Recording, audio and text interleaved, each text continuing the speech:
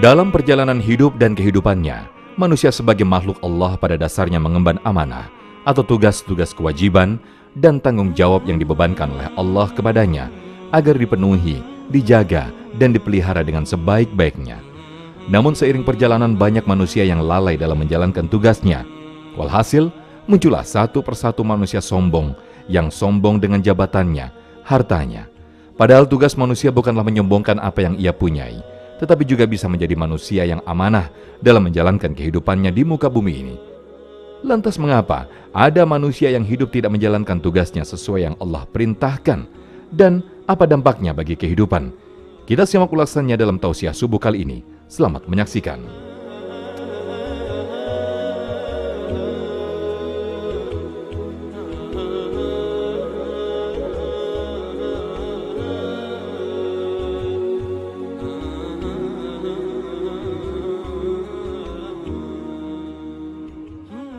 Perintahnya Allah, jauhi betul-betul larangannya Allah Subhanahu wa taala. Kita sering lupa bahwa pekerjaan yang kita punya ini bukan tujuan. Nilai buat kalian yang masih belajar, nilai yang tertulis di atas kertas rapot yang diberikan oleh guru kita itu bukan tujuan. Pujian dari orang-orang bukan tujuan. Harta benda yang kita miliki bukan tujuan. Semua itu adalah sarana. Termasuk jabatan yang kita punya, bukan tujuan. Profesi, karir yang kita miliki, kesempatan yang kita punya, semua bukan tujuan. Semua itu adalah sarana. Sarana apa? Sarana kita mencapai keridhoannya Allah Subhanahu wa ta'ala. Semua itu sarana. Kita sering lupa hal itu. Kita sering menyangka bahwa duit, harta, benda itu adalah tujuan. Tanpa kita sadari mereka yang sudah mencapai sana, mereka tidak merasakan apa-apa. Dan tanpa kita sadari kalau kita jadikan itu sebagai tujuan, maka kita akan menghalalkan segala macam cara, menzolimi orang lain, menghalalkan apa yang diharamkan oleh Allah Subhanahu wa taala, na'udzubillah min zalik, untuk mencapai tujuan kita yang kita maksud. Semua yang ada di dunia ini adalah sarana untuk kita berbekal menuju perjalanan yang amat sangat jauh nanti.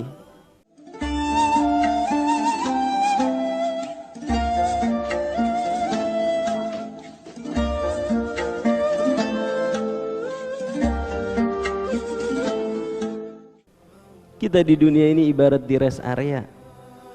Ibarat di rest area.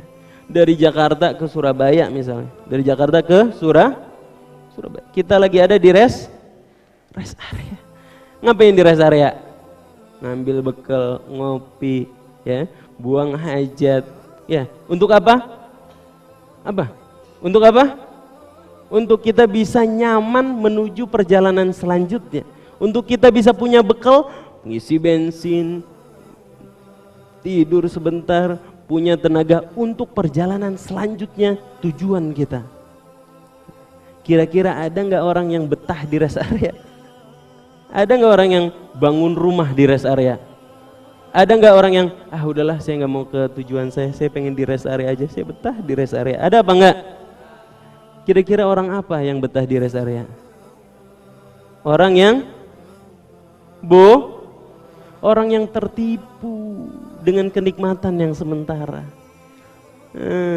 Tujuan kita adalah keridhaan Allah Subhanahu wa taala. Kita di dunia ibarat di rest area. Kita masih harus menghadapi alam barzakh. Sebelumnya kita menghadapi sakaratul maut. Kita harus dibangkitkan di padang mahsyar. Kita dikumpulkan nanti di hadapan timbangannya Allah Subhanahu wa taala. Masih panjang perjalanan kita. Makanya tugas kita di dunia ini adalah mengumpulkan bekal sebanyak-banyaknya supaya kita bisa menuju keridhaannya Allah Subhanahu wa taala.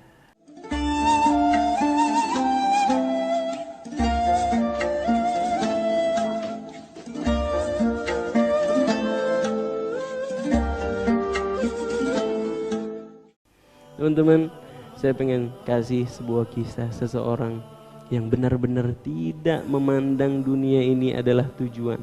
Seseorang yang memandang dunia ini begitu hina. Seseorang yang hatinya terisi penuh dengan Allah Subhanahu wa ta'ala. Seseorang yang digambarkan sebagai Zainal Abidin. Siapa beliau? Sayyidina Ali Zainal Abidin. Di pertemuan sebelumnya kita pernah ceritakan kan bagaimana Sayyidina Ali Zainal Abidin bersabar dituduh mencuri sama orang. Malah orang yang nuduh dapat duit dari Sayyidina Ali Zainal Abidin. Di dalam riwayat lain pernah Sayyidina Ali Zainal Abidin didatangi sama seseorang. Orang ini dihasut sama orang lain. Dibilang, kamu saya kasih challenge. Kalau kamu bisa bikin orang itu marah, saya kasih kamu duit. Kamu punya utang banyak kan? Nih saya kasih duit. Syaratnya kamu bikin orang itu marah. Siapa orang itu yang ditunjuk? Sayyidina Ali Zainal Abidin. Wah, di challenge. Datang orang ini. Orang ini orang Baduy, orang nggak tahu. Datang dia ke Sayyidina Ali Zainal Abidin, seketika dihina-hina Sayyidina Ali Zainal Abidin. Pada saat itu Sayyidina Ali Zainal Abidin bersama para muridnya. Wah, hei kamu bukan Zainal Abidin. Zainal Abidin itu artinya perhiasan orang-orang yang beribadah. Kamu adalah su'ul abidin. Kamu adalah seburuk-buruknya orang yang beribadah. Wah, dibilang begitu. Kamu adalah ini itu dihina, dicaci maki Sayyidina Ali Zainal Abidin sama orang ini. Murid-muridnya yang bersama Sayyidina Ali Zainal Abidin udah marah dan ingin membalas orang yang menghina ini. Namun ditahan oleh Sayyidina Ali Zainal Abidin. Dan apa yang diucapkan oleh Sayyidina Ali Zainal Abidin? Wahai Tuan, ketahuilah apa yang Tuan bilang, keburukan yang Tuan katakan itu gak ada seberapa dibanding keburukan yang saya punya, yang Allah Subhanahu wa ta'ala tutup di hadapan Tuan. Apa yang Tuan ketahui tentang keburukan saya jauh lebih sedikit dibandingkan keburukan saya yang ditutupin oleh Allah Subhanahu wa ta'ala. Kalau Tuan mau tahu keburukan-keburukan saya, ayo saya kasih tahu yang lengkap. Yuk duduk sama saya. Saya kasih tahu keburukan-keburukan yang Tuan gak ketahuin. Wah. Kemudian apa? Orang yang menghina Sayyidina Ali Zainal Abidin ini kemudian terdiam. Seketika Sayyidina Ali Zainal Abidin merogoh kocek, memberikan uang kepada orang yang menghina Sayyidina Ali Zainal Abidin. Dikasih duit, makasih ya, udah ingetin saya terhadap keburukan saya.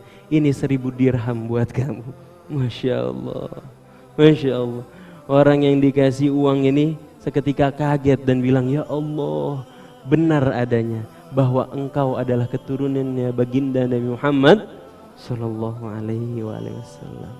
Ya, Sayyidina Ali Zainal Abidin itu keturunannya baginda Nabi Muhammad Sallallahu alaihi wasallam. Jangankan sekarang, pada saat itu ada aja orang yang hasut, yang benci sama keturunan baginda Nabi Muhammad Sallallahu alaihi wasallam. Mudah-mudahan kita tidak termasuk di dalamnya. Sayyidina Ali Zainal Abidin bin Husain bin Ali bin Abi Thalib, sibtu Rasulullah Sallallahu alaihi wasallam. Masya Allah, teman-teman, lihatlah bagaimana Sayyidina Ali Zainal Abidin memandang hina dunia yang ada di tangannya. Dia punya 1000 dirham, dia kasih orang yang menghina dia. Ya Allah, bagaimana dia gak peduli sama pujian orang lain, gak peduli sama omongan orang lain. Orang yang menghina dia malah diapresiasi, bilang makasih. Kenapa? Karena udah ngingetin dia terhadap keburukan yang dia punya. Masya Allah, alangkah mulianya cucunya baginda Nabi Muhammad Sallallahu alaihi wasallam. Teman-teman, sekali lagi, para hadirin yang dirahmati Allah Subhanahu wa ta'ala, bapak-bapak, ibu-ibu sekalian, mudah-mudahan kita termasuk golongan orang yang dijaga oleh Allah Subhanahu wa ta'ala, termasuk golongan orang yang dilindungi oleh Allah Subhanahu wa ta'ala, termasuk golongan orang yang berkumpul nanti bersama baginda Nabi Muhammad Sallallahu alaihi wasallam. Jaga betul-betul diri kita, jaga betul-betul. Termasuk teman-teman, jaga hal yang paling berharga yang pernah Allah Subhanahu wa taala kasih kepada hambanya? Apa hal yang paling berharga yang Allah Subhanahu wa taala pernah kasih kepada kita? Hal yang paling berharga yang pernah Allah Subhanahu wa taala kasih kepada kita adalah hati kita. Kenapa hati? Karena baginda Nabi Muhammad SAW pernah bersabda, Innallaha la yanzuru ila suwarikum wala ila ajsamikum au wala ila amwalikum walakin yanzuru ila qulubikum wa a'malikum. Hati adalah tempat penglihatannya Allah Subhanahu wa taala. Dalam sabdanya au fi ma'na, baginda Nabi Muhammad SAW bersabda tadi, sesungguhnya Allah tidak melihat bagaimana bentuk tubuh kamu atau bagaimana penggambaran kamu, bagaimana pakaian kamu, bagaimana rambut kamu, apa topi yang kamu pakai, apa tas yang kamu pakai, atau sepatu yang kamu pakai. Allah Subhanahu wa taala enggak melihat itu.